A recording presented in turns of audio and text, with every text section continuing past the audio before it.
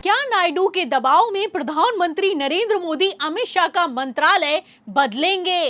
खबर है कि एक तरफ अमित शाह के इस्तीफे पर मोदी कैबिनेट में चर्चा हुई है, तो वहीं दूसरी तरफ डीएमके को मंत्री पद ऑफर होते ही कैसे चंद्रबाबू नायडू ने बीजेपी को तगड़ा झटका दिया है, आपको बताएंगे। लेकिन पहले कैसे मोदी कैबिनेट में भगदड़ मची हुई है, खबर देखिए।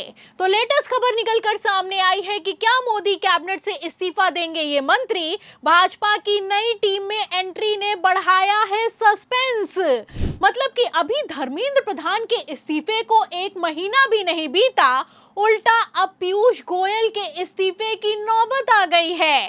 पहले तो पीयूष गोयल को राष्ट्रीय कोषाध्यक्ष बनाया गया और अब एक पद और एक व्यक्ति के नाम पर पीयूष गोयल की भी छुट्टी करने की तैयारी पूरी कर ली गई है। दावा तो किया जा रहा है कि मोदी मंत्रिमंडल से कई मंत्रियों की होगी छुट्टी। जेनजी को साधने के लिए बीजेपी करने जा रही है महाबदलाव।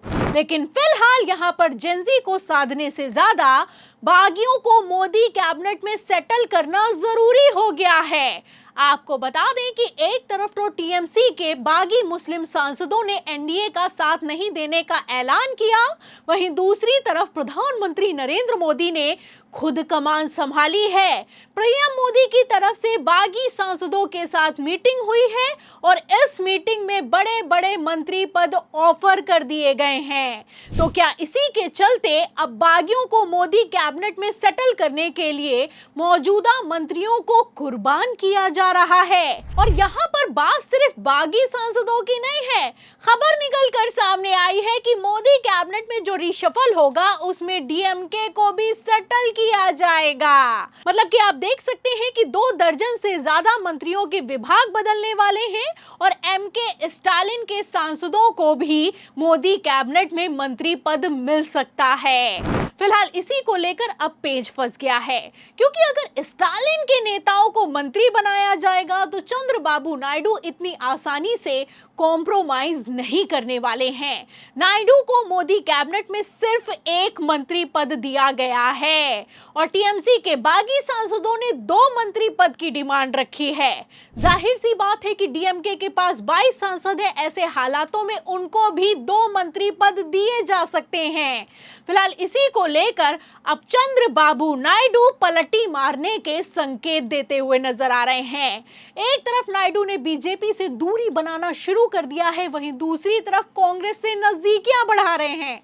और क्यों बढ़ा रहे हैं? क्योंकि कॉकरोच जनता पार्टी के प्रदर्शन का खामियाजा चंद्रबाबू नायडू को भी भुगतना पड़ रहा है। आपको बता दें कि नायडू ने पहले ही सचेत किया था कि इस युवाओं के आंदोलन को सीरियसली लिया जाए, लेकिन तब तो अमित शाह ने सुना नहीं और पैलेट गन चलवा दी। उसके बाद जब से धर्मेंद्र प्रधान का इस्तीफा हुआ है, उसके बाद से लगातार हवा पलटती हुई नजर आ रही है। आपको बता दें कि सिर्फ बीजेपी शासित राज्यों में नहीं बल्कि एनडीए शासित राज्यों में भी बवाल खड़ा हुआ है। आंध्र प्रदेश की अगर बात की जाए तो आंध्र प्रदेश के डीएससी यानी कि टीचर्स भर्ती गड़बड़ी को लेकर सड़कों पर महा आंदोलन किया जा रहा है और तो और आंध्र प्रदेश के शिक्षा मंत्री का इस्तीफा तक मांगा जा रहा है। आंध्र प्रदेश के शिक्षा मंत्री चंद्रबाबू नायडू के बेटे नारा लोकेश हैं। ऐसे हालातों में चंद्रबाबू नायडू ने भी कमान संभाली है। एक तरफ बेचारे नायडू सफाई देते घूम रहे हैं, वहीं दूसरी तरफ अगर भारतीय जनता पार्टी बागियों या फिर कि डीएमके को मंत्री पद ऑफर करेगी तो आप समझ सकते हैं कि किस तरीके से 2/3 बहुमत तो छोड़िए, भारतीय जनता पार्टी का मौजूदा बहुमत भी हिलने वाला है। फिलहाल जिस तरीके से ऊपर से लेकर नीचे तक भगदड़ मची हुई है, ऐसे हालातों में अचानक से जैसे देवेंद्र फडणवीस को दिल्ली मीटिंग के लिए बुलाया गया है, जाहिर सी बात है कि कुछ तो बड़ा होने वाला है। खबरें चलाई जा रही हैं कि देवेंद्र फडणवीस भी अपना सीएम का पद छोड़ सकते हैं और उन्हें भी मोदी कैबिनेट में एडजस्ट किया जाएगा। तो सूत्रों के हवाले से दावा किया जा रहा है कि अमित शाह का मंत्रालय बदलेगा, और अगर अमित शाह गृह मंत्रालय छोड़ेंगे तो क्या देवेंद्र फडणवीस गृह मंत्री बनने वाले हैं? क्योंकि फडणवीस आरएसएस के कितने करीबी हैं ये किसी से छुपा हुआ नहीं है। फिलहाल जिस तरीके से आरएसएस मार्गदर्शक मंडल वर्सेस भारतीय जनता पार्टी में तलवारें खिंची हैं, ऐसे हालातों में होने को कुछ भी हो सकता है। आपको बता दें कि कॉकरोच जनता पार्टी के प्रदर्शन और धर्मेंद्र प्रधान के इस्तीफे ने गुजरात लॉबी की नींव हिलाकर रख दी है। उत्तर प्रदेश चुनाव जहां को लेकर बीजेपी ने अपनी एड़ी चोटी का जोर लगा रखा है, वहां के लेटेस्ट सर्वे में भारतीय जनता पार्टी की करारी हार दिखाई दे रही है। एक तरफ सर्वे निकलकर सामने आए हैं, वहीं दूसरी तरफ मोदी शाह बैकफुट पर आ गए हैं। वरना बागी सांसदों के साथ अचानक से मीटिंग बुलाने और डीएमके को मंत्री पद ऑफर करने का मतलब क्या बनता है, आप समझ सकते हैं। आपको बता दें कि यहाँ पर बात सिर्फ उत्तर प्रदेश की नहीं है, पूरे देश की हवा पलटती हुई नजर आ रही है।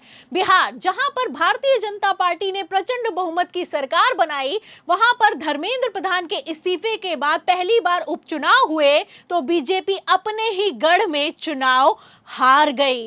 इतना ही नहीं, बंगाल जहां पर ममता बनर्जी को खत्म करने के लिए गृह मंत्री अमित शाह ने एड़ी चोटी का जोर लगा रखा है, उस टीएमसी ने बीजेपी को पछाड़ दिया है। लेटेस्ट बार काउंसिल के नतीजों को आप देख सकते हैं कि 23 में से 15 सीटें टीएमसी जीती है, वहीं भारतीय जनता पार्टी महज 3 सीटों पर सिमट गई है। फिलहाल जैसे हालात हैं, ऐसे हालातों के ही चलते भारतीय जनता पार्टी ने 2/3 बहुमत का जुगाड़ करना शुरू कर दिया है। गुजरात लॉबी अच्छे से जानती है कि अगर परिसीमन बिल सदन से पारित हो गया तो प्रधानमंत्री नरेंद्र मोदी को कुर्सी से हटा पाना नामुमकिन हो जाएगा। लेकिन क्या ये परिसीमन बिल इतनी आसानी से सदन से पारित हो पाएगा? और क्या अगर बागी सांसदों और डीएमके को मंत्री पद ऑफर किया जाएगा तो चंद्रबाबू नायडू कॉम्प्रोमाइज करने के लिए तैयार हो जाएंगे?